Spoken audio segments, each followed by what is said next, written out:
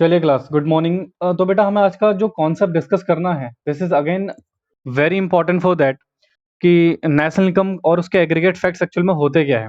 ठीक है, तो यहाँ पर बेसिकली बेटा हम पढ़ेंगे the concepts of national income. तो अगर आपने चैप्टर नंबर 2 याद हो आपको, तो वहां पर नेशनल इनकम की बेटा बहुत सारी सिचुएशन हमने वहां पर डिस्कस करी थी, जिसमें जो सबसे इंपॉर्टेंट कॉन्सेप्ट था बेटा, पहली बात तो नेशनल इनकम का मतलब क्या होता है।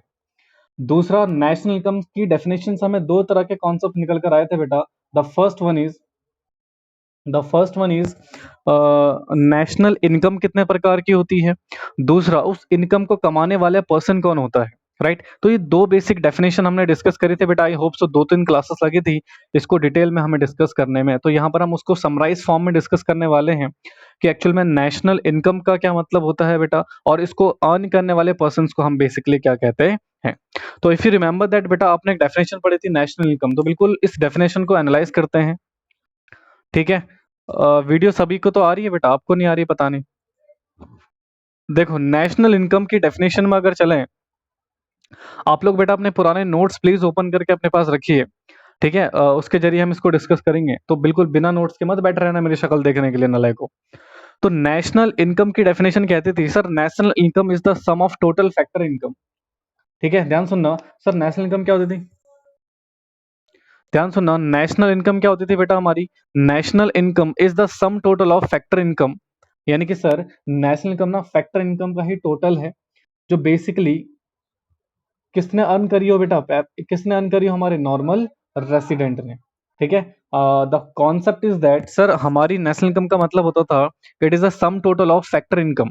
और ये फैक्टर इनकम कौन अर्न कर रहा है बेटा, हमारा normal resident of a country during the period of accounting. तो सर, नेशनल इनकम की हमारी जो डेफिनेशन थी वो बेसिकली क्या कहती थी, sir national income is nothing, is just a concept.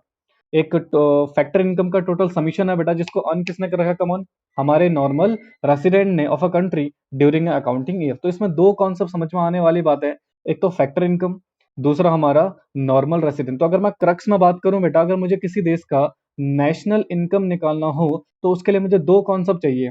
पहला तो factor income, the most important thing. दूसरा नॉर्मल रेसिडेंट। यानी कि सर, नेशनल इनकम में सिर्फ दो चीजों का सबसे मोस्ट इंपॉर्टेंट कॉन्सेप्ट है।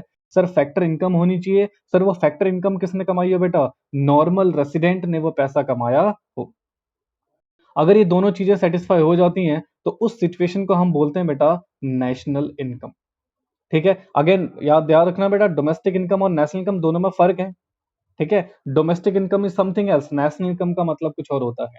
तो बेसिकली नेशनल इनकम आपको करक्स में यही याद रखना है बेटा, एक तो फैक्टर इनकम होती है, फैक्टर इनकम होती है बेटा, और उस फैक्टर इनकम को किसने कमाया बेटा, हमारे नॉर्मल रेसिडेंट ने। तो सर क्वेश्चन ये आता है sir, now what is the concept of national sorry factor income and normal resident. तो जो आगे की डिटेल एक्सप्लेनेशन थी बेटा, वो हमारी इन्हीं दो पॉइंट्स को लेकर थी कि फैक्टर इनकम क्या होता है और नॉर्मल रेसिडेंट कौन होता है। ठीक है, तो this is the definition actually. और हम जो नेशनल इनकम निकालते हैं बेटा, वो हर साल निकलती है, तो इसलिए यहाँ पर अकाउंटिंग ईयर लिखा हुआ बेटा, which is basically starting from the 1 April to 31 March. ठीक है, तो इस साल का जितना भी हमारा जीडीपी होगा, जो नेशनल इनकम होगी बेटा, उसको हम यहाँ पर कैलकुलेट करेंगे। तो फैक्टर इनकम ली जाती है, और फैक्टर इनकम किसने कमाई है बेटा, हमारे नॉर्मल रेसिडेंट। ठीक है, तो इसके बाद सर जो मोस्ट इंपॉर्टेंट कॉन्सेप्ट ये है कि सर फैक्टर इनकम क्या होता है और हमारा नॉर्मल रेसिडेंट क्या होता है। पहले हम बेटा फैक्टर इनकम के बारे में डिस्कस करते हैं। अब सुनिएगा फैक्टर इनकम। तो फैक्टर इनकम से पहले इनकम का मतलब क्या होता है। इनकम तो आपको पता ही होगा बेटा, अगर हम कोई एक्टिविटी कर रहे हैं तो उससे जो हमें पैसा मिल रहा है, दैट इज इनकम बेसिकली।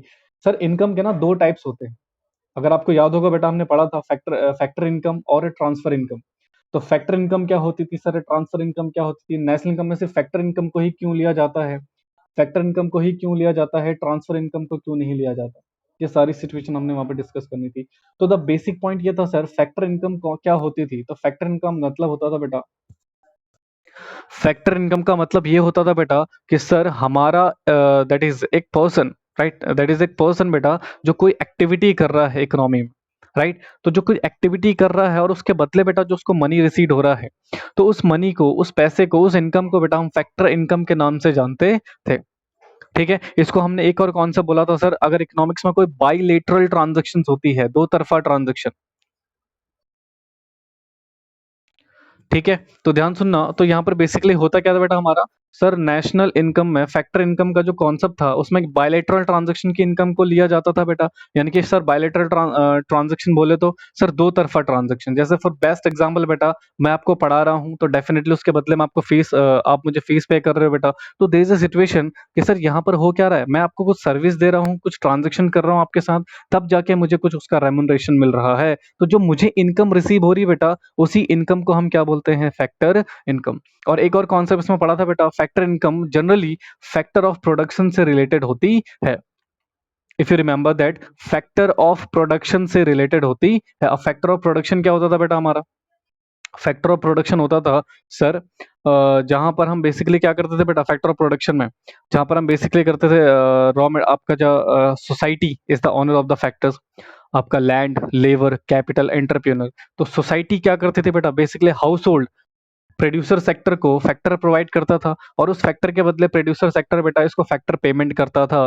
तो जो हाउस होल्ड को, जो सोसाइटी को इनकम रिसीव हो रही होती है बेटा, उसी इनकम को हम फैक्टर इनकम के नाम से जानते हैं। तो बेसिक कॉन्सेप्ट ये था। अगर इसका मैं क्रक्स आपको बताऊं तो क्रक्स में दो चीज आप याद रख सकते हो बेटा, याद करने के लिए। सर पहला कॉन्सेप्ट कि फैक्टर पेमेंट, यानी कि सर जो हमारी फैक्टर पेमेंट या फैक्टर इनकम है वो फैक्टर ऑफ प्रोडक्शन से रिलेटेड होती है।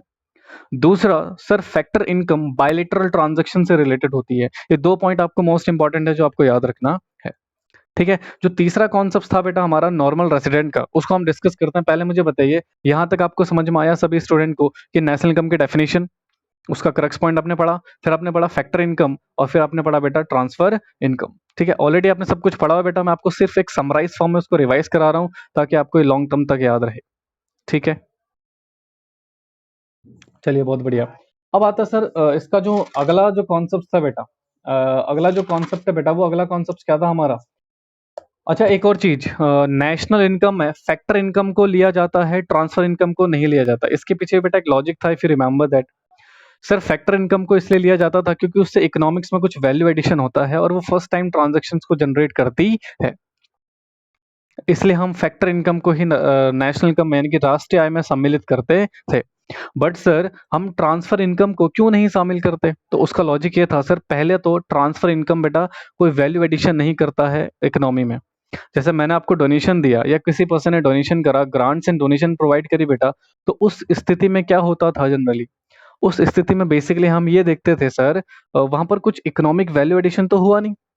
हाँ, और दूसरी बात सर, जो फैक्टर इनकम होती थी ना, ये फैक्टर इनकम में से ही हम जो डोनेशन करते थे, यानी कि सर इसका मतलब ये है ट्रांसफर इनकम वाला पैसा ऑलरेडी नेशनल इनकम में फैक्टर इनकम के जरिए ऐड हो चुका होता था, इसलिए हम उसको कंसिडर नहीं करते थे। तो दैट इज द पॉइंट। यहाँ पर दो सिचुएशन थे बेटा, पहला ट्रांसफर इनकम, दूसरा पहला हमारा क्या था बेटा, ट्रांसफर इनकम, और दूसरा था बेटा हमारा फैक्टर इनकम। तो ट्रांसफर इनकम क्या थी बेटा, वो इनकम जो एक साइडेड ट्रांजेक्शन से होती है।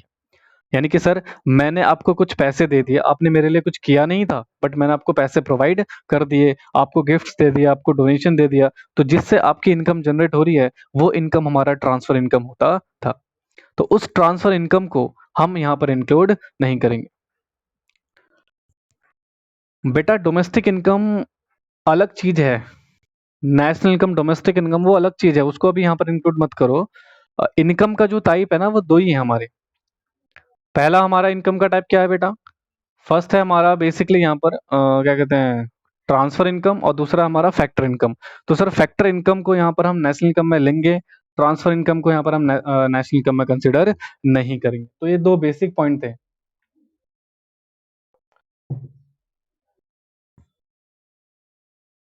बेटा वीडियो शायद शो ना हो, वीडियो शायद शो ना हो, कुछ इशू है। वॉइस आ रही है मेरी सभी को? हाँ तो वॉइस सुन लो, वीडियो बाद में देख लेना, अभी वो कुछ शो नहीं हो पाएगा। तो सुनिएगा ध्यान से। तो पहला हमारा कॉन्सेप्ट यहाँ पर क्लियर हो गया सर, नेशनल इनकम के डेफिनेशन। नेशनल इनकम के बाद हमने पढ़ा सर फैक्टर इनकम और ट्रांसफर इनकम क्या होता है। तो क्रक्स पॉइंट में ये इतना याद रखना, फैक्टर इनकम तो इंक्लूड होती है, ठीक है, हमारी फैक्टर इनकम तो इंक्लूड होती है, बट सर हमारा जो ट्रांसफर इनकम है वो नेशनल इनकम में इंक्लूड नहीं होती। रीजन बेटा वैसे आपने काफी डिटेल में पहले पढ़ा हुआ है, अर्लियर क्लासेस में बेटा आपने काफी डिटेल में पढ़ा हुआ है हमारा ये कॉन्सेप्ट, ठीक है। तो इसको इतनी डिटेल में नहीं जाएंगे, आपको क्रक्स पॉइंट यहाँ पर मुझे आज बताना है बेटा, तो इसलिए मुझे आपको आपको सिर्फ इतना याद रखना है बेटा, फैक्टर इनकम नेशनल इनकम में इंक्लूड होता है, ट्रांसफर इनकम को हम नेशनल इनकम में इंक्लूड नहीं करते। डिटेल ऑलरेडी हमने काफी इसकी पढ़ी हुई है बेटा अर्लियस्ट क्लास। तो यहाँ पर बेसिक हमने कौन सा पढ़ा सर, नेशनल इनकम क्या होता है। नेशनल इनकम में दो चीजों का इन्वॉल्वमेंट था। पहला बेटा हमारा ये था कि सर क्या कहते हैं, नेशनल इनकम में फैक्टर इनकम, और फैक्टर इनकम किसने कमाई हो बेटा, हमारे नॉर्मल रेसिडेंट ने। ठीक है, तो हम उस इनकम के टोटल समीशन को हम नेशनल इनकम बोलते थे। दूसरा कॉन्सेप्ट हमने पढ़ा कि फैक्टर इनकम क्या होती है, ट्रांसफर इनकम क्या होती है। Now will come to the definition of that is normal resident. Again it is a very important definition बेटा। इसमें आपने काफी आई थिंक 2 क्लासेस लगी थी बेटा, हमने नॉर्मल डेफिनेशन, नॉर्मल रेसिडेंट की डेफिनेशन को डिस्कस करने में।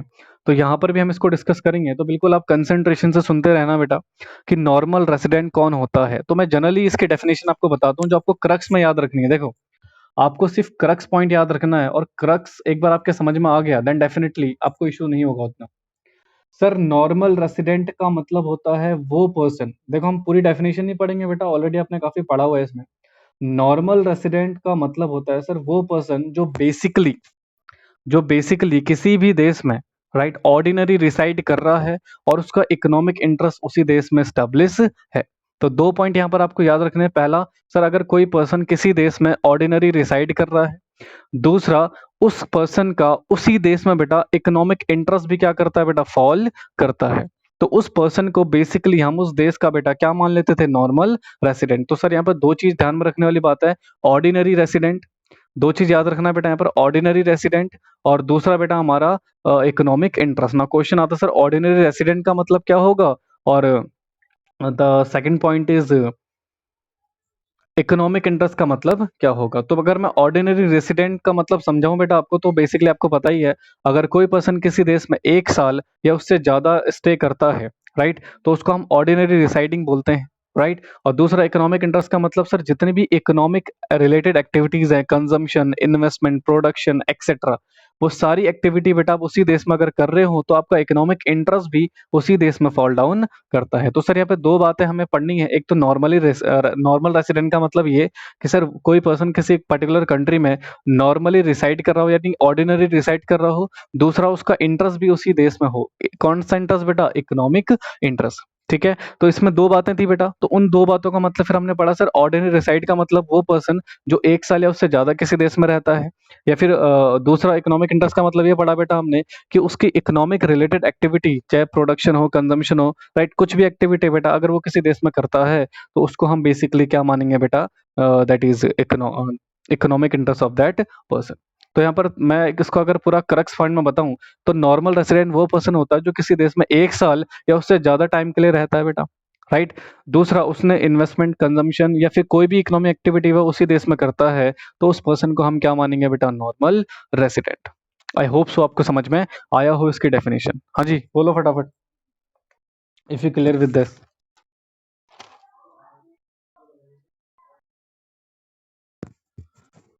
ओके ठीक है। बेटा इसके ना ऑब्जर्वेशन नहीं पढ़ाऊंगा यहाँ पे मैं आपको, ऑब्जर्वेशन आपको रीड करना है। ठीक है, क्योंकि ऑब्जर्वेशन पढ़ाने के तो काफी टाइम लग जाएगा, तो उसमें आप बेसिकली ऊपर ऊपर से देख लेना। जैसे कोई पढ़ने आया बेटा, ये ऑब्जर्वेशन में आ जाएगा। जैसे मान लो कोई पर्सन पढ़ने गया, सर्टेन ऑब्जेक्टिव हो जाएगा, तो इसकी सर्टेनिटी आ जाएगी बेटा, फिर उस पर्सन को हम उस देश का रेसिडेंट मानेंगे जहाँ का वो रहने वाला है, ना कि वो जहाँ रह रहा है। ठीक है, ये ऑब्जर्वेशन में आ जाएगा बेटा, वहां पर डिटेल में इसको डिस्कस करेंगे। ठीक है, तो बेसिकली सर यहाँ पर हमने दो चीजें क्लियर हो गई हमारी। एक तो फैक्टर इनकम क्या होता है, दूसरा नॉर्मल रेसिडेंट क्या होता है। यानी कि आपको सर एक चीज पता लग गई, अगर किसी पर्सन ने फैक्टर इनकम कमाई है, कौन पर्सन बेटा, नॉर्मल रेसिडेंट। नॉर्मल रेसिडेंट कौन बेटा, जो बेसिकली किसी देश में 1 साल या उससे ज्यादा रहता है। दूसरा, उसका इकोनॉमिक इंटरेस्ट उसी देश में फॉल करता है, तो उस पर्सन को बेसिकली हम उस पर्सन की इनकम जो फैक्टर इनकम होगी बेटा उसको जोड़ेंगे। तो टोटल जोड़ने के बाद, ऐसे लोगों की इनकम टोटल जोड़ने के बाद बेटा जो टोटल इनकम हमारे पास आएगी, उस टोटल इनकम को ही बेटा हम क्या कंसिडर करेंगे बेटा यहाँ पर, that is national income. I hope so आपको समझ में आया हो। तो this is the concept of national income. ठीक है, अब इसके बाद आपने एक लेक्चर पढ़ा था बेटा, इसका डेफिनेशन कंप्लीट करने के बाद कि सर डोमेस्टिक इनकम और नेशनल इनकम में क्या फर्क है। इफ यू रिमेंबर दैट बेटा, तो आपने वहां पर कॉन्सेप्ट डिस्कस किया था कि नेशनल इनकम और डोमेस्टिक इनकम में क्या फर्क है, what is the difference between these two income. ठीक है बेटा, अगर ये क्लास वो हो जाएगी ना एग्जिट, तो प्लीज एंटर हो जाना दोबारा से। तो यहाँ पर नेशनल इनकम की डेफिनेशन तो आपने पढ़ ली। नेशनल इनकम में आपने दो बातें याद रखनी है सर। आपको बिल्कुल ध्यान सुनना, यहाँ पर अब मैं अगला टॉपिक पढ़ा रहा हूँ बेटा आपको, डोमेस्टिक इनकम और नेशनल इनकम के बीच में क्या डिफरेंस है। ठीक है, तो बिल्कुल ध्यान से सुनना, कंसंट्रेशन से। ये क्वेश्चन भी मैंने आपको टेस्ट में दिया था बेटा। डोमेस्टिक इनकम और नेशनल इनकम, पहले तो नेशनल इनकम पे आओ, अभी आपने जो रिसेंटली डेफिनेशन पढ़ी है। सर नेशनल इनकम ये कहता है कि सर कोई भी पर्सन मतलब नॉर्मल रेसिडेंट ने अगर फैक्टर इनकम कमाई है बेटा, कहीं पर भी ये मेंशन था क्या इंडिया में कमाई गई हो, अगर मैं इंडिया का निकाल रहा हूं तो नो सर। यानी कि ध्यान से सुनना, अगर आपने फैक्टर इनकम कमाई है बेटा और आप इंडिया के नॉर्मल रेसिडेंट हो, और आपने फैक्टर इनकम बेटा वर्ल्ड में कहीं पर भी कमाई हो, इससे फर्क नहीं पड़ता, आपकी उस इनकम को जोड़ देंगे बेटा हम नेशनल इनकम में। यानी कि सर यहाँ पर दो बातें याद रखनी नेशनल इनकम में। पहला तो फैक्टर इनकम होनी चाहिए, दूसरा फैक्टर इनकम नॉर्मल रेसिडेंट ने कमाया हो, राइट। और नॉर्मल रेसिडेंट ने कहाँ पैसा कमाया है, इससे हमें कोई लेना देना नहीं है। तो उस पर्सन की टोटल इनकम के समीशन को हम नेशनल इनकम बोलते थे। बट डोमेस्टिक इनकम बेटा थोड़ा सा इसका हटके पॉइंट। डोमेस्टिक इनकम को पढ़ने से पहले बेटा, अगर आपको याद होगा तो मैंने आपको डोमेस्टिक टेरिटरी के बारे में पढ़ाया था। ठीक है, तो मैं इसके बाद आपको डोमेस्टिक टेरिटरी का टॉपिक पढ़ाऊंगा, बट उससे पहले एक बात सुन लेना, इसकी डेफिनेशन प्लीज ध्यान से, कि डोमेस्टिक इनकम का मतलब क्या होता है। बिल्कुल डेफिनेशन में क्रक्स में बताता हूँ बेटा। सर पहला पॉइंट, सर कोई भी पर्सन, यानी कि यहाँ पर कोई भी पर्सन मेंशन है बेटा, चाहे वो रेसिडेंट हो चाहे वो नॉन रेसिडेंट हो, चाहे वो इंडिया का रेसिडेंट हो चाहे वो इंडिया का रेसिडेंट ना हो, अगर उसने बेटा इंडिया के अंदर अंदर, यानी कि जो इंडिया की डोमेस्टिक बाउंड्री है उसके अंदर अंदर बेटा पैसा कमाया है, कौन सा पैसा बेटा, फैक्टर इनकम। यहाँ पर भी फैक्टर इनकम को ही लेना है बेटा, ये बात याद रखना। फैक्टर इनकम नेशनल इनकम में भी लेना है, डोमेस्टिक इनकम में भी, दोनों में कॉमन है बेटा। ठीक है, तो फैक्टर इनकम बेटा हमारे देश की बाउंड्री के अंदर अंदर, राइट, किसी भी पर्सन ने कमाई हो, चाहे वो रेसिडेंट हो चाहे वो नॉन रेसिडेंट हो, उसकी टोटल इनकम को अगर मैं जोड़ दूं तो उस टोटल इनकम का समीशन क्या कहलाएगा बेटा, हमारा domestic income. Sir domestic income में boundary of the country consider करी जा रही है, नेशनल इनकम में कोई बाउंड्री कंसिडर नहीं करी जा रही। बट नेशनल इनकम की लिमिटेशन ये थी, इनकम सिर्फ नॉन रेसिडेंट ने कमाई हो। यहाँ पर बेटा बाउंड्री स्पेसिफाइड है, बट यहाँ पर स्पेसिफिकली ये, एक सेकंड यार,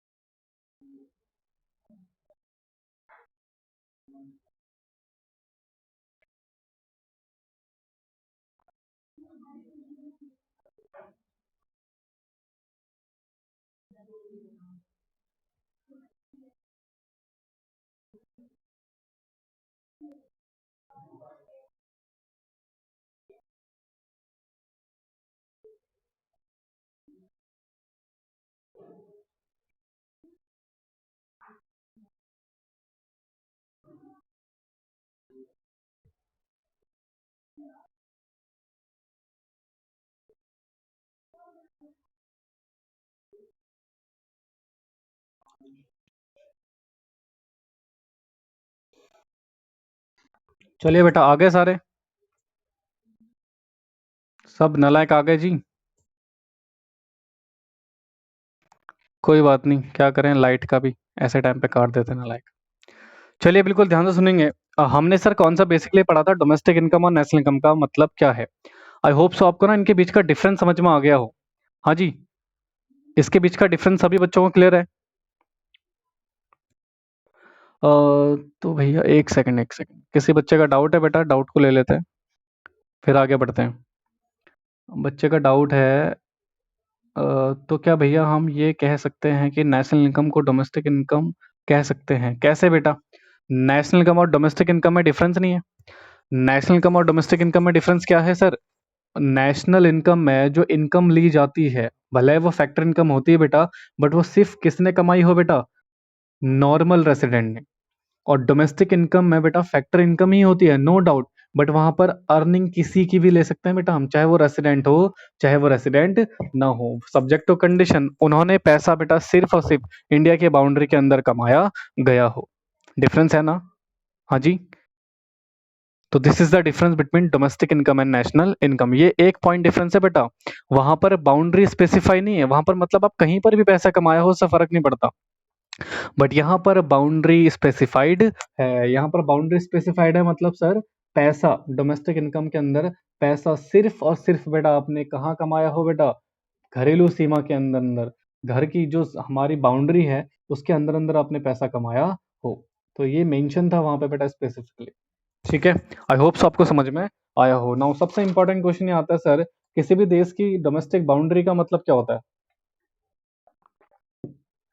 किसी भी देश की डोमेस्टिक बाउंड्री का मतलब क्या होता है? इफ यू रिमेंबर दैट, किसी बच्चे को याद है बेटा डेफिनेशन डोमेस्टिक बाउंड्री का मतलब क्या था? एनीवन? तो सर बेसिक मतलब क्या था सर, अगर हम कॉमन लैंग्वेज में बात करें डोमेस्टिक टेरिटरी की या डोमेस्टिक बाउंड्री की, तो हमने कॉमन लैंग्वेज में क्या पढ़ा था बेटा?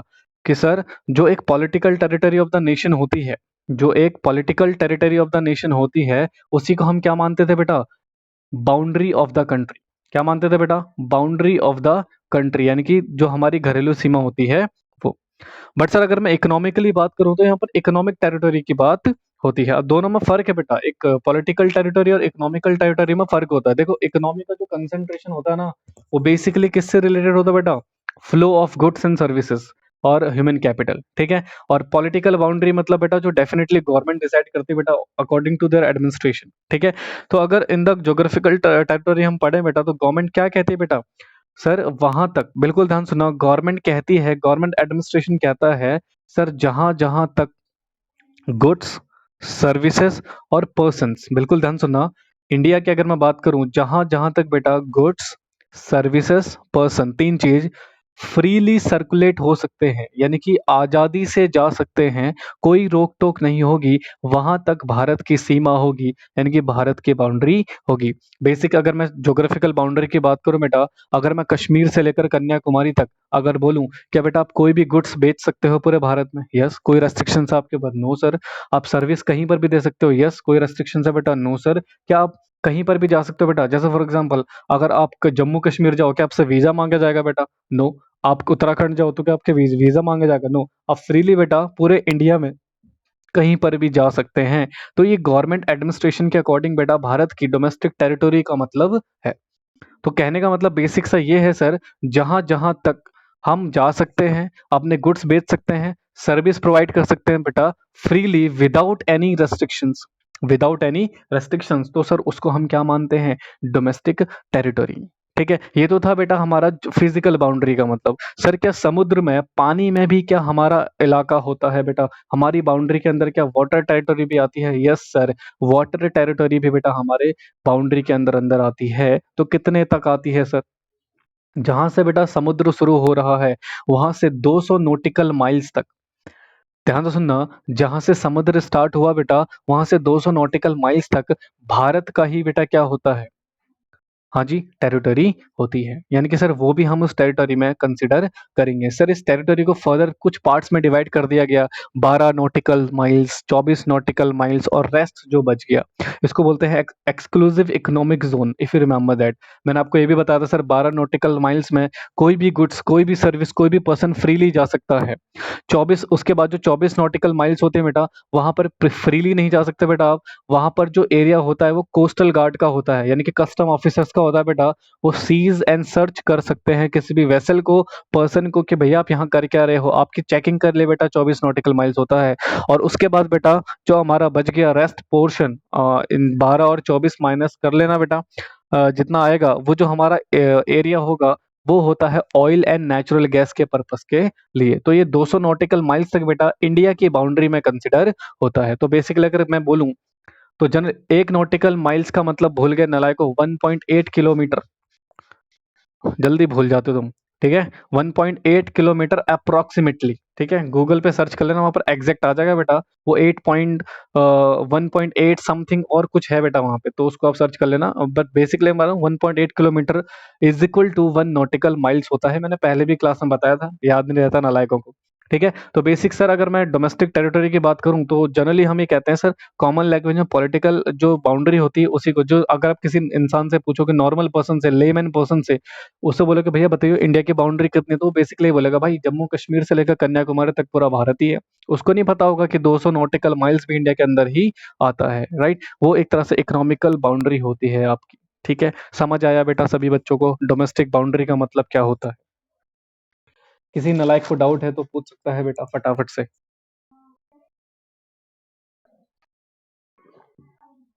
Okay, any one doubt? Revision class है बेटा। बेटा कुछ बच्चे बोल नहीं रहे, क्या आप पढ़ रहे हो नहीं पढ़ रहे हो बेटा? मीनाक्षी, प्रियंका, और भी कुछ बच्चे हैं, रानी बेटा आप, नैना, आयुष, चेतन, वॉइस आ रही ना मेरी सभी बच्चों को? ठीक है, ओके। हाँ तो बेटा बोल लिया करो, पार्टिसिपेट कर लिया करो, नालायक हो।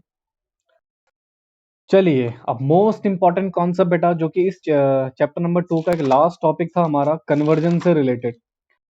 कन्वर्जन अगर आपको याद हो, कन्वर्जन क्या था बेटा? हालांकि जितनी डिटेल में मैंने आपको तब पढ़ाया था तो अभी तो वो पॉसिबल नहीं है, बट मैं आपको मेमोराइज जरूर करा सकता हूँ जो हमने पढ़ा था। बिल्कुल ध्यान से कंसंट्रेशन से सुनते रहना जी। सर, डोमेस्टिक इनकम को नेशनल इनकम में कन्वर्ट किया जाता है, यानी कि डोमेस्टिक इनकम का मतलब होता था GDP MP। Sorry, domestic income का मतलब होता था GDP@MP, यानी कि sir gross domestic product at market price, if you remember that. दूसरा सर, नेशनल इनकम का मतलब होता था NNPFC, if you remember that. NNPFC यानी कि net national product at factor cost. ठीक है, तो हम अगर सर हम डोमेस्टिक इनकम को नेशनल इनकम बनाएंगे तो उसका सर प्रोसेस होते थे सर, 3 स्टेप बताए थे आपने, if you remember that. 3 step होते थे बेटा। पहला स्टेप क्या था हमारा? फर्स्ट स्टेप था बेटा जी को एन बनाना। तो सर जब ग्रॉस को नेट बनाते थे तो डेप्रिसिएशन माइनस करते थे, और जब नेट को ग्रॉस बनाएंगे तो डेप्रिसिएशन को प्लस कर देंगे। ठीक है, फिर था दूसरा डोमेस्टिक को नेशनल बनाना। अगर हम डोमेस्टिक को नेशनल बनाएंगे तो क्या करते थे बेटा? नफिया यानी कि net factor income from abroad को प्लस करते थे बेटा। ठीक है, और उल्टा अगर नेशनल को डोमेस्टिक बनाते थे तो net factor income from abroad को माइनस करते थे। बट इसके सर एक और केस था सर, अगर मैं डोमेस्टिक को नेशनल बना रहा हूं और मुझे net factor income to abroad दिया हुआ है, टू इस फ्रॉम वाला ऐड किया था बेटा अभी हमने, बट अगर हमें टू वाला दिया होगा, काफी डिटेल पड़ी थी बेटा आपने इसके बारे में, तो सर जब हम डोमेस्टिक को नेशनल बनाएंगे और वहां पर हमें टू वाली कंसिडरेशन दे रखी होगी बेटा, तो टू वाले को पहले माइनस करेंगे, फिर नेशनल से डोमेस्टिक बनाने के लिए बेटा टू वाले को हम प्लस कर देंगे। तो ये सब चीजें हमने वहां पे डिस्कस करी थी। सर तीसरा सिचुएशन सर, मार्केट प्राइस को फैक्टर कॉस्ट में कन्वर्ट करना है बेटा। कोई अगर न्यू बच्चा क्लास ले रहा होगा ना, आप भी सुनते रहना बेटा, मैं आपको जब रिवीजन क्लास दूंगा अच्छे से समझाऊंगा डिटेल में। अभी सिर्फ सुनते रहना, चीजें अगर समझ में आ रही तो बहुत अच्छी बात है, नहीं समझ में आ रहा तो टेंशन लेने की जरूरत नहीं बेटा। ठीक है, तो सुनना बिल्कुल ध्यान से। सर मार्केट प्राइस को फैक्टर कॉस्ट बनाने के लिए ना 3 केस थे।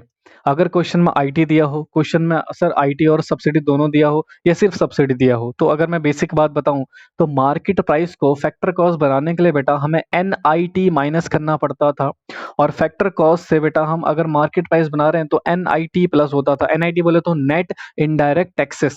सर नेट इनडायरेक्ट टैक्सेस का फॉर्मूला होता था indirect taxes minus subsidy, if you remember that, indirect taxes minus subsidy. तो सर अगर हमें सिर्फ आईटी दिया होगा तो सेम बेटा, टैक्सेस को क्या कर देंगे हम पहले माइनस, फिर टैक्सेस को क्या कर देंगे प्लस। अगर सब्सिडी दी होगी बेटा तो एमपी को एफसी बनाने के लिए सब्सिडी प्लस, और एफसी को एमपी बनाने के लिए subsidy minus, if you remember that बेटा। अगर आपको समझ में आया हो तो सर ये हमारा एक बार step number 1, step number 2, step number 3 दोबारा से रिपीट कर रहा हूँ, ध्यान से सुनना। सबसे पहले ग्रॉस को नेट बनाना पड़ता है बेटा, डेप्रिसिएशन माइनस, और नेट को ग्रॉस बनाने के लिए डेप्रिसिएशन प्लस, उल्टा। ठीक है। फिर डोमेस्टिक को नेशनल बनाने के लिए दो केस होते हैं, नफिया फ्रॉम वाला, नफिया टू वाला। तो सर डोमेस्टिक को नेशनल बनाने के लिए फ्रॉम वाला नफिया प्लस, टू वाला माइनस। सर नेट को डोमेस्टिक बनाने के लिए फ्रॉम वाला माइनस, टू वाला प्लस। ठीक है। और फिर सर इसके बाद हमारा सिचुएशन था मार्केट प्राइस को फैक्टर कॉस्ट कैसे बनाया जाता है। तो सर फैक्टर कॉस्ट को मार्केट प्राइस या मार्केट प्राइस को फैक्टर कॉस्ट बनाने का तरीका था टैक्सेस का या तो एडिशन या तो डिलीशन। तो सर जब हम मार्केट प्राइस को फैक्टर कॉस्ट बनाएंगे, मार्केट प्राइस को क्या बनाएंगे बेटा, फैक्टर कॉस्ट बनाएंगे, तो टैक्सेस को माइनस करते बेटा, एनआईटी माइनस होता था। और जब फैक्टर कॉस्ट को एमपी बनाएंगे बेटा, तो क्या करते थे हम बेटा, टैक्सेस को प्लस कर देते थे। और सब्सिडी को बेटा पहले हम क्या करेंगे यहाँ पर, प्लस, फिर दूसरा माइनस। समझ में आया जी सभी स्टूडेंट्स को? किसी बच्चे को कोई डाउट है तो पूछ सकता है प्लीज। सर एमपी होता है, प्राइवेट इनकम क्या है सर? बेटा प्राइवेट इनकम आपको नहीं पढ़ना है, private income is not in your syllabus. तो प्राइवेट इनकम को प्लीज अवॉइड करें, प्राइवेट इनकम को नहीं पढ़ना आपको। बेटा एमपी का मतलब मार्केट प्राइस, एमपी का मतलब मार्केट प्राइस। ठीक है, समझ आ गया? मार्केट प्राइस का मतलब बेटा जैसे मान लो ना कोई गुड्स है, सुनो मेरे ध्यान से। जैसे मान लो मार्केट प्राइस का मतलब कोई गुड्स है, मान लो एक पेन है, वो 10 रुपए में मार्केट में सेल हो रहा है। तो बेटा ये गुड्स जो मार्केट में सेल हो रहा है, तो इसका जो मार्केट प्राइस है उसको बोलते हैं ना मार्केट प्राइस। और जब ये फैक्ट्री में बन रहा होगा बेटा, तब इसका कॉस्ट कुछ और होगा। तो फैक्ट्री से मार्केट तक पहुंचते पहुंचते इसमें सारे टैक्सेस जुड़ गए होंगे, तभी तो मार्केट प्राइस बना होगा। तो अगर इसको आपको मार्केट प्राइस को कॉस्ट में कन्वर्ट करना हो, तो जितने भी टैक्सेस जोड़े थे उन सारे टैक्सेस को क्या करना पड़ेगा बेटा, माइनस करना पड़ेगा। और अगर फैक्टर कॉस्ट को एमपी मार्केट प्राइस बनाना होगा, तो क्या करेंगे बेटा, हम टैक्सेस को फिर से जोड़ देंगे मार्केट प्राइस बनाने के लिए। समझ आया बेटा? Very good. ठीक है, और किसी को डाउट? बेटा इनकम जो आपने पूछा था ना, क्या कहते हैं, income, personal income, private income, वो आपके सिलेबस में नहीं है, वो क्वेश्चन में कहीं कहीं पे दिया होगा। रीजन ये है बेटा क्योंकि वो क्वेश्चन पुराने बुक्स के हैं। ठीक है, इसलिए बेटा उनमें क्वेश्चंस दिया होगा, वो सीबीएसई बोर्ड के क्वेश्चन मैंने आपको प्रोवाइड करे थे। इसलिए बेटा वो पुराने सिलेबस वाले क्वेश्चन में आपको कहीं कहीं पे प्राइवेट इनकम दिख गया होगा, कहीं कहीं पे पर्सनल इनकम दिख गया होगा। ये पहले नेशनल इनकम में हुआ करते थे बेटा, पहले के 12th के सिलेबस में। आज के 12th के सिलेबस में बेटा इन चारों इनकम को हटा दिया गया है। हाँ बेटा, नेशनल प्रोडक्ट बोलो, नेशनल इनकम बोलो, बात एक ही है, बिल्कुल डेफिनेटली। चलिए, एक बच्चे का डाउट था, भैया कैश फ्लो, मनी फ्लो, रुक जाना लायक, अभी पहले ये एक तो खत्म हो जाने दो। बेटा टॉपिक वाइज पढ़ेंगे ना, अभी कैश फ्लो मनी फ्लो में कहाँ चला गया, तो पहले यहाँ पढ़े चुपचाप से ना। ठीक है, यहाँ तक किसी को डाउट है तो यहाँ तक पूछो बेटा, कन्वर्जन तक। इसके बाद हमारा मनी, सॉरी, नॉमिनल जीडीपी और रियल जीडीपी हमें पढ़ना। आई थिंक किसी बच्चे का डाउट भी था ये कल। प्रियंका बेटा ध्यान से सुनना, आपका डाउट था इसमें नॉमिनल। अच्छा ये करूँ ना, आगे बढ़ू ना, नालायक को बोलो जल्दी। उफ, चलो ठीक है, सुनो बिल्कुल ध्यान से।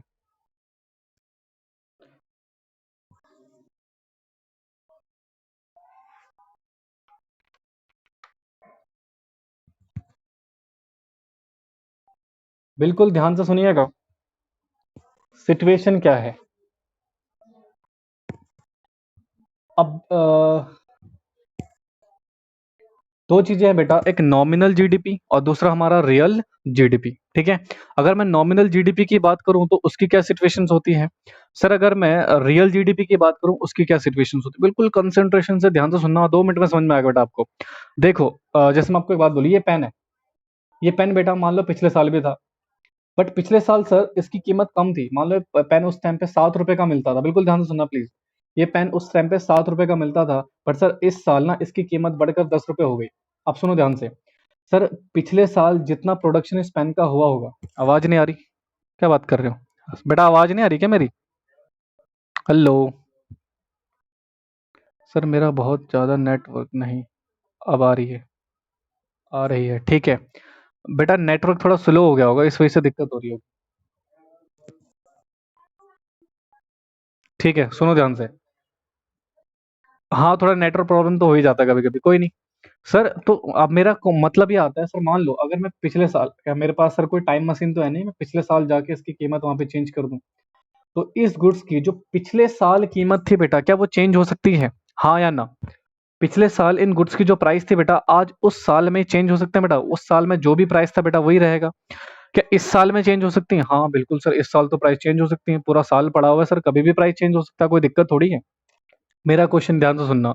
सर पिछले साल के प्राइस को जो चेंज आज नहीं हो सकता उसको बोलते हैं कांस्टेंट प्राइस। सर इस साल जो प्राइस डेफिनेटली वेरिएबल से चेंज हो सकता है तो उसको बोलते हैं करंट प्राइस। सर ऐसी जीडीपी जो करंट प्राइस पे निकाले जाते हैं, बिल्कुल ध्यान से सुनना, लॉजिकल है पता। अगर ऐसी जीडीपी जो करंट प्राइस के बेसिस पे निकाले जाती है उसको बोलते हैं बेटा हम नॉमिनल जीडीपी। क्या बोलते हैं? Nominal GDP. और सर ऐसी जीडीपी जो पिछले साल की कीमतों पर यानी कि कांस्टेंट प्राइस के बेसिस पे निकाली जाती है उसको हम बोलते हैं रियल जीडीपी। तो अगर मैं अभी 2019 की जीडीपी की बात करूं तो वो क्या है बेटा मेरे लिए? Real GDP. और मैं 2020 की जीडीपी की बात करूं तो क्या है बेटा मेरे लिए? Nominal GDP. समझ आया? यानी कि पिछले साल की जीडीपी को रियल जीडीपी, करंट ईयर की जीडीपी को नॉमिनल जीडीपी ये माना जाता है। बाकी डेफिनेशन बेटा आपके बुक्स में अवेलेबल है, कॉपी में अवेलेबल है, नोट्स में अवेलेबल है, उसमें से पढ़ते रहना। कॉन्सेप्ट समझ आया ये बता दो मुझे फटाफट। बोलो नलायको फटाफट से।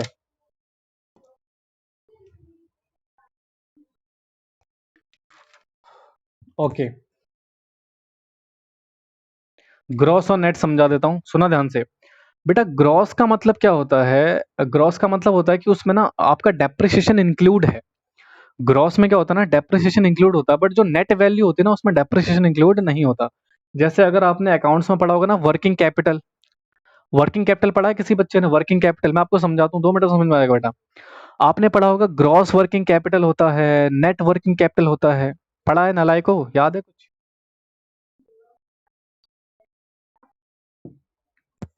नहीं पढ़ा होगा तो शायद पढ़ोगे, बट सुनना सिचुएशन क्या होती है। जैसे मान लो मेरे पास ना 100 रुपए है, मैं आपको छोटा सा एग्जाम्पल से समझाता हूँ। रियल नॉमिनल एक बार फिर बता दो करेक्ट। बेटा आपका कनेक्ट नहीं हुआ, दैट इज योर प्रॉब्लम। मैं बार बार थोड़ी रिपीट करूंगा यार, नेटवर्क प्रॉब्लम की वजह से। सुनना ध्यान से। क्या बता रहा था मैं? ग्रॉस। बेटा फॉर एग्जाम्पल मेरे पास 100 रुपए हैं, ठीक है। अब उस 100 रुपए में से ना 30 रुपए मैंने किसी को देने हैं और 20 रुपए किसी एक्स पर्सन को देने हैं। तो ध्यान से सुनना, मेरे पास एक्चुअल में है कितना पैसा बेटा? 100। बट क्या पूरा का पूरा मेरा अपना है उसमें? No sir. 30 मुझे किसी दूसरे पर्सन को देना है, 20 मुझे किसी और पर्सन को देना है। यानी कि सर यहाँ पर अगर मैं एक बात बताऊं तो मेरे पास वो जो 100 रुपए है ना दैट इज ग्रॉस अमाउंट। अगर मैं नेट बताऊं तो मेरे पास कितना होगा बेटा? 50। क्योंकि इसमें से 50 रुपए मेरे नहीं है बेटा, वो किसी और के हैं। तो ऐसा ही डेप्रिसिएशन होता है किसी भी पर्टिकुलर गुड्स का। तो अगर किसी एसेट्स में डेप्रिसिएशन लगा हुआ है, जुड़ा हुआ है, तो इसका मतलब सर वो ग्रॉस वैल्यू है।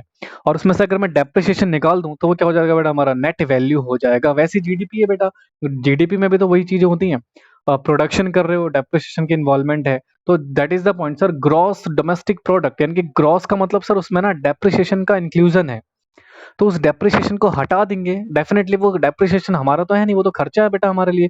तो उस डेप्रिसिएशन को हटा देंगे तो जो चीज हमारे पास निकल कर आती है उसको हम नेट बोलते हैं। सिंपल, समझ आया? बोलो जी फटाफट से। ठीक है, और किसी का कोई डाउट है बेटा इसको लेके? प्लीज इसके अलावा मेरे से भी कोई डाउट मत पूछना। जो टॉपिक चल रहा है वो, ये चैप्टर खत्म हो गया बेटा, चैप्टर नंबर 2। बाकी जो बेटा मेरे से पूछ रहा था फ्लो, फ्लो वाला बेटा हमारा इस चैप्टर में नहीं है, वो चैप्टर नंबर 1 में है। वो पहले ही डाउट के साथ क्लियर हो चुका था।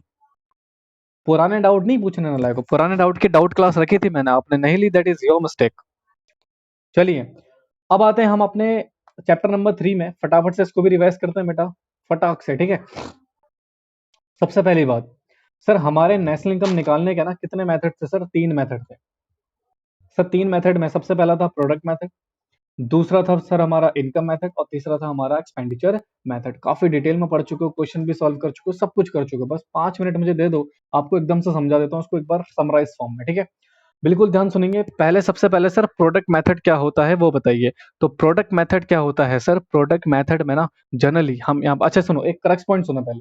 जब मैं प्रोडक्ट मेथड पढ़ाऊंगा तो वहां पर हम प्रोडक्शन की वैल्यू लेंगे, ओनली प्रोडक्शन वैल्यू। इनकम और एक्सपेंडिचर को बेटा हम इग्नोर करेंगे, ठीक है। बेटा एक सेकंड रुक जाओ, वो भी कराऊंगा।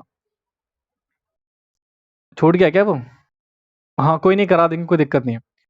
तो ध्यान सुनना, प्रोडक्ट मेथड में जनरली बेटा प्रोडक्शन की वैल्यू ली जाती है, इनकम मेथड में जनरली हम इनकम लेते हैं, और एक्सपेंडिचर मेथड में बेटा एक्सपेंडिचर। यानी कि सर कहने का मतलब है हमारी जीडीपी ना 3 तरीके से निकाली जा सकती है, प्रोडक्शन, इनकम और एक्सपेंडिचर। ठीक है। अगर मैं प्रोडक्शन की बात करूं बेटा, तो प्रोडक्शन में हम लेते हैं प्रोडक्शन की वैल्यू और उस पे जो इंटरमीडिएट कंजम्पशन हुए थे वो। तो सर इससे साफ पता लगता है कि सर जो हमारा प्रोडक्शन मेथड होता है ना, वो दो पार्ट्स में कैटेगराइज कर देते हैं इसको। एक हमारा पार्ट ए और एक हमारा पार्ट बी। बिल्कुल ध्यान सुनते रहना। पार्ट ए में बेटा हम जीडीपी एमपी निकालेंगे, पार्ट बी में जीवीएमपी निकालेंगे। देखो मैं आपको एक छोटी सी बात बताता हूँ। आपने बेटा इकोनॉमी में कुछ सेक्टर पढ़े थे, अगर आपको सेक्टर हो, इकोनॉमिक्स के सेक्टर आपको पता हो, तो तीन सेक्टर थे, प्राइमरी सेक्टर, सेकेंडरी सेक्टर और टर्सरी सेक्टर। ठीक है। इन तीनों सेक्टर की बेटा जीवीए निकालनी पड़ती है। क्या निकालनी पड़ती है? GVA, gross value added. आपने पढ़ा हो बेटा सब कुछ डिटेल में। GVA gross value added at market price. Sir primary sector का जीवीए निकाला, सर सेकेंडरी सेक्टर का जीवीए निकाला, सर टर्सरी सेक्टर का जीवीए निकाला, और इन तीनों के जीवीए को जोड़ दिया, यानी कि ग्रॉस वैल्यू एडेड जोड़ने के बाद जो टोटल समीशन आएगा उसको बोलते थे gross domestic product at market price, if you remember that. याद आया कुछ? ठीक है। बट सर क्वेश्चन ये आता है, सर जीवीए कैसे निकालेंगे? आपने जीडीपी तो निकालना बता दिया, तीनों सेक्टर प्राइमरी सेकेंडरी और टर्सरी के तीनों सेक्टर के बेटा ग्रॉस वैल्यू एडेड निकाल कर उन तीनों को जोड़ दो, जीडीपी एट एमपी आ जाता है। बट सर अगर मुझे जीवीएमपी सेकेंडरी सेक्टर का, प्राइमरी सेक्टर का, टर्सरी सेक्टर का इंडिविजुअली निकालना हो, उसके लिए हम पढ़ते थे केस नंबर 2, जहां पर बेटा जीवीए का फॉर्मूला आपने पढ़ा था। मैं पूरा फॉर्मूला आपको बताता हूँ। Value of output minus intermediate consumption, यानी कि सर वैल्यू ऑफ आउटपुट में से, यानी कि किसी गुड्स की जो वैल्यू है उसमें से इंटरमीडिएट कॉस्ट को निकाल देंगे, तो जो हमारे पास बचेगा बेटा उसको बोलते थे हम gross value added at market price. Sir ये वैल्यू ऑफ आउटपुट क्या होता है? वैल्यू ऑफ आउटपुट में बेटा बेसिकली हम कितनी चीजें लेते थे बेटा? दो, एक तो सेल्स और एक चेंज इन स्टॉक। ठीक है। यानी कि सर ये हो सकता है sales plus change in stock value of output. Yes, ये फॉर्मूला भी था बेटा हमारा। और सेल्स क्या होता है? एज यू नो दैट, किसी गुड्स को बेचने से जो वैल्यू निकल के आती है that is sale. Change in stock क्या होता है बेटा? Closing stocks minus opening stock. तो अल्टीमेटली तक कहने का मतलब है सर जो टोटल सेल्स वैल्यू है उसको ले लेंगे, चेंज इन स्टॉक्स को ले लेंगे, दोनों को जोड़ा वैल्यू ऑफ आउटपुट, और वैल्यू ऑफ आउटपुट में से बेटा हम इंटरमीडिएट कंजम्पशन को माइनस कर देंगे। सर इंटरमीडिएट कंजम्पशन क्या होता है बेटा? सर वो खर्चा जो रॉ मटेरियल से रिलेटेड होता है, उस खर्चे को हम बोलते हैं इंटरमीडिएट कंजम्पशन। तो सर वैल्यू ऑफ आउटपुट में से इंटरमीडिएट कंजम्पशन को अगर हम माइनस कर दें, सब्ट्रैक्ट कर दें, तो उसको बेटा हम बोलते थे value of output, sorry, gross value added at market price. Gross value added at market price. समझ आया नालायको? बोलो फटाफट से, क्लियर हुआ? First method that is product method. किसी को डाउट है तो पूछिए फटाफट से। ओके, बाकी कन्वर्जन तो बेटा आपको आता ही है। ठीक है। दूसरा था सर हमारा इनकम मेथड। इनकम मेथड की क्या सिचुएशन थी? इनकम मेथड से बेटा मैं फर्स्ट ऑफ ऑल आपको बता दूं, इनकम मेथड से हमारा क्या निकल कर आता है बेटा? फॉर्मूला ऐड करने के बाद एनडीपीएफसी, यानी कि net domestic product at factor cost. ठीक है, इफ यू रिमेंबर दैट। अब जरा ध्यान से सुनेंगे, इसका फॉर्मूला क्या था? सर इसका फॉर्मूला था, इसमें तीन चीज लेते हैं सर। अगेन बिल्कुल ध्यान सुनना। पहला compensation of employ plus operating surplus plus mix income. ठीक है सर, कॉम्पनसेशन ऑफ एम्प्लॉय में ऑपरेटिंग सरप्लस और मिक्स इनकम तीनों को जोड़ देंगे, तो जोड़ने के बाद जो हमें पास निकल कर आएगा वो आएगा एनडीपीएफसी डोमेस्टिक इनकम, और फिर हम डी को एन बना के नेशनल इनकम में कन्वर्ट कर देंगे। सर कॉम्पनसेशन एम्प्लॉय के चार कॉम्पोनेंट्स थे, फिर remember that. Wages and salary, payment in kind, और अगला क्या था बेटा? Employers contribution toward social security, और लास्ट था बेटा हमारा पेंशन ऑन रिटायरमेंट।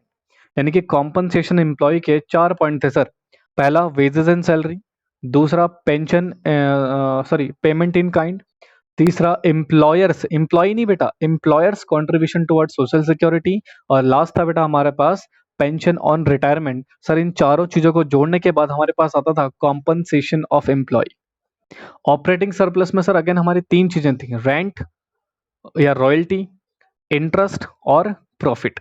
ठीक है, रेंट और रॉयल्टी तो बेटा इंडिविजुअल, इसका कोई सब पार्ट नहीं था, बट डिविडेंड के तीन फर्दर पार्ट्स थे बेटा। इफ रिमेंबर, पहला क्या था सर हमारा? डिविडेंड। प्रॉफिट का पहला क्या था बेटा? डिविडेंड।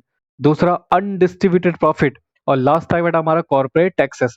तो अगर मैं अनडिस्ट्रीब्यूटेड प्रॉफिट, कॉर्पोरेट टैक्स और डिविडेंड को जोड़ूं तो प्रॉफिट आएगा, प्रॉफिट, इंटरेस्ट और रेंट को जोड़ दूं तो ऑपरेटिंग सरप्लस आएगा। और मिक्स इनकम क्या था बेटा? Mixture of this all income, और किसकी बेटा? वो सेल्फ एम्प्लॉयड बेटा जो अनरिकॉर्ड होते हैं इन इकोनॉमी। राइट। तो जनरली बेटा उनको हम मिक्स इनकम के नाम से जानते थे। तो सर इन तीनों को जोड़ेंगे तो एनडीपीएफसी निकल कर आ जाएगा। समझ आया बेटा? किसी बच्चे को कुछ पूछना है तो फटाफट पूछ सकता है।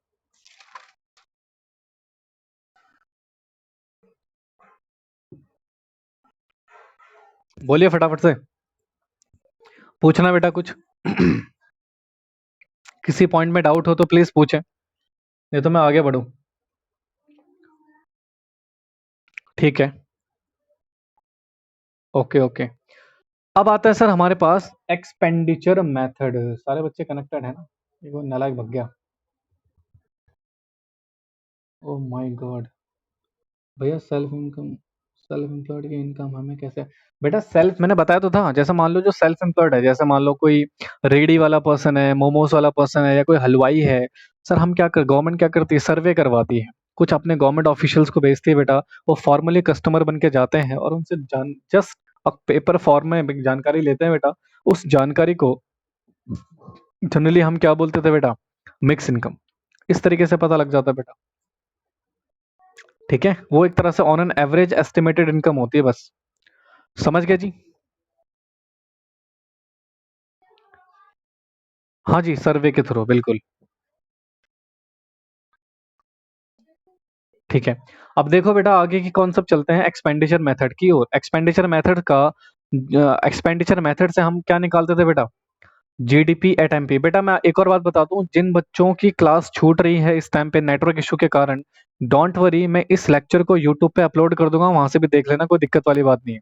ठीक है, वो बच्चों को बोल दो परेशान ना होए, मैं वहां पे अपलोड कर दूंगा। अब सुनिएगा बिल्कुल ध्यान से, कॉन्सेप्ट क्या है एक्सपेंडिचर मेथड। एक्सपेंडिचर मेथड का एक लॉजिक था बेटा, कि सर यहाँ पे ना सिर्फ खर्चे लेंगे, यानी कि वो खर्चे जो फाइनल गुड्स पे करे जाते हैं। तो सर चार तरह के खर्चे थे हमारे, लास्ट क्लास आपने याद करी होगी बेटा। पहला खर्चा था बेटा हमारा consumption, private final consumption expenditure.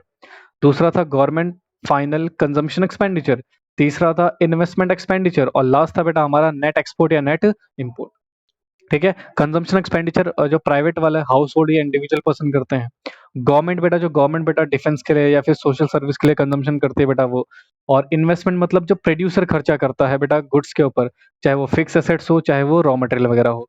और नेट एक्सपोर्ट का मतलब था sir export minus import. Export का मतलब बेटा जो भारत में विदेशियों ने खर्चा करा है वो, और इंपोर्ट का मतलब जो भारत के लोगों ने बेटा विदेश जाके खर्चा करा है वो। इन दोनों का डिफरेंस या तो नेट एक्सपोर्ट होता था या नेट इंपोर्ट। अगर एक्सपोर्ट ज्यादा है इंपोर्ट कम है तो नेट एक्सपोर्ट, अगर इंपोर्ट ज्यादा है एक्सपोर्ट कम है तो उस सिचुएशन में नेट इंपोर्ट बोला जाता था। तो उसका फॉर्मूला भी था बेटा सी प्लस जी प्लस आई प्लस एक्स माइनस एम। ठीक है, प्लस एक्स माइनस एम, यानी कि सर अगर नेट एक्सपोर्ट होगा तो प्लस, नेट इंपोर्ट होगा तो माइनस। तो सर इन सबको जोड़ेंगे तो हमारे पास जीडीपी एट एमपी निकल कर आएगा, यानी कि gross domestic product at market price.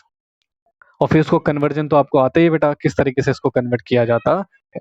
I hope so आपको समझ में आया हो। इफ एनी डाउट बेटा आप पूछ सकते हैं मेरे से फटाफट से। तो एक छोटा सा कॉन्सेप्ट छूट गया था, उसको भी करा देता हूँ। तो अगर किसी बच्चे को कोई डाउट है तो मुझे बेटा फटाफट से आप बता सकते हैं।